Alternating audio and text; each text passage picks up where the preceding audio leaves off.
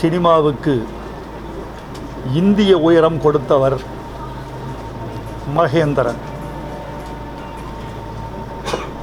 செயற்கை நாடக பாணியில் இருந்த தமிழ் திரைக்கலைக்கு செவ்வியல் தன்மை கொடுத்தவர் மகேந்திரன். இன்றைக்கு புதிய தலைமுறை இயக்குனர்களின் காட்சி படிமங்களுக்கு காரணமானவர் மகேந்திரன். அவர் தமிழ் சினிமாவில் நீண்ட நாட்களுக்கு நினைக்கப்படுவார். இந்திய திரைப்படங்களில் சிறந்த படங்கள் என்று ஒரு நீண்ட பட்டியலிட்டால் அதில் கட்டாயம் உதிரிப்பூக்கள் இடம்பெறும். ஒரு மேடை இயக்குனர் பாலச்சந்தர் கேள்வி கேட்கிறார் சூப்பர் ஸ்டார் ரஜினிகாந்தை பார்த்து, உங்களுக்கு பிடித்த இயக்குனர் யார்? பாலச்சந்தர் நினைத்தார் தன் பெயரை சூப்பர் ஸ்டார் உச்சரிப்பார் என்று.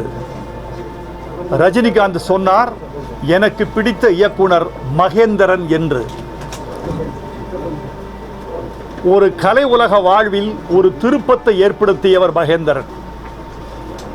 எம்ஜிஆர் அவர்களை பார்த்து ஒரு கேள்வி கேட்டார் மகேந்திரன். அதுதான் எம்ஜிஆரையே மகேந்திரனை திரும்பி பார்க்க வைத்தது.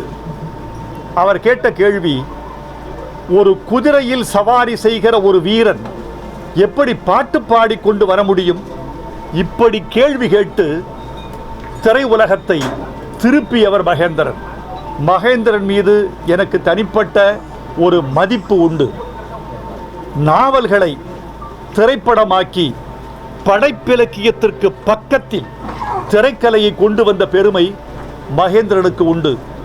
அவரது முள்ளும் மலரும் உமாச்சந்திரன் எழுதிய நாவல், அவருடைய உதிரிப்பூக்கள் புதுமைப்பித்தனின் சிற்றன்னையை தழுவியது.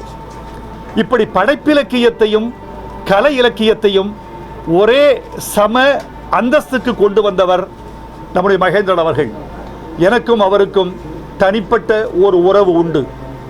என்னுடைய முதல் பாட்டு பொன்மாலை பொழுது பாரதி ராஜாவின் நிழல்கள் படத்திற்கு எழுதியது என்ற போதிலும் வெளிவந்த படம் காளி. காளிதான் நான் பாட்டு எழுதி வெளிவந்த முதல் திரைப்படம். அந்த திரைப்படத்தின் கதாசிரியர் மகேந்திரன். அந்த படத்தில் இடம்பெறும் பத்திரகாளி, உத்தமசீலி, சொல்லடி சத்திய நீதி என்ற அந்த பாடலுக்கான கதை சூழலை விவரித்து என்னை எழுத வைத்த அந்த பெரிய வாய்ப்பை கொடுத்தவர் மகேந்திரன் என்றால் அது மிகையில்லை. மகேந்திரனுடைய மறைவு என்பது வெறும் உடலுக்கானது, கலைக்கானது அல்ல. தமிழ் சினிமாவுக்கு நிறைய மறதி இருக்கிறது. தமிழர்களுக்கே நிறைய மறதி இருக்கிறது.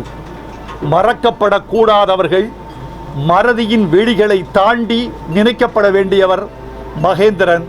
அவர் புகழ் நீடு வாழ்க. அவர் இழந்து வாடும் கலை அன்பர்களுக்கும் குடும்பத்தார்க்கும் என் ஆழ்ந்த இரங்கலை தெரிவித்துக் கொள்கிறேன்.